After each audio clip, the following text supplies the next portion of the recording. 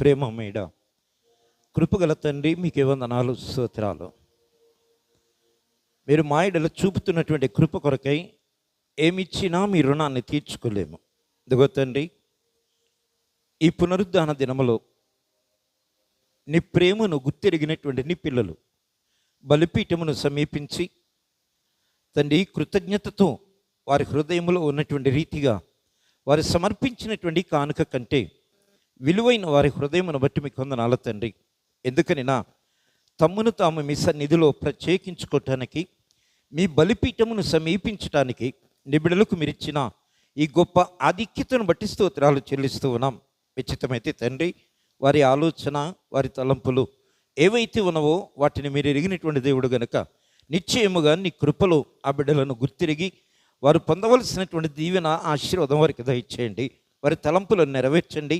వారి ఉద్దేశములను తండ్రి స్థిరపరచండి. వారి కుటుంబాలు దీవింపబడినట్లుగా సహాయం ఏమని ప్రార్థన చేస్తూ ఉన్నాం.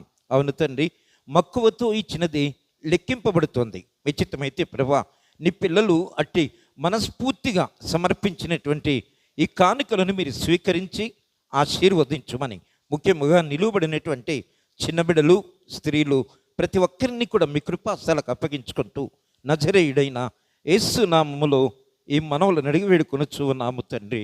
ఆమేన్. తండ్రి, కుమార, పరిశుద్ధాత్మ త్రియేక దేవుని దీవెన, సమాధానము మీకును మీ కుటుంబములకును తోడయుండి ఆశీర్వదించునుగాక. ఆమేన్. వందనాలు తల్లి, వందనాలు.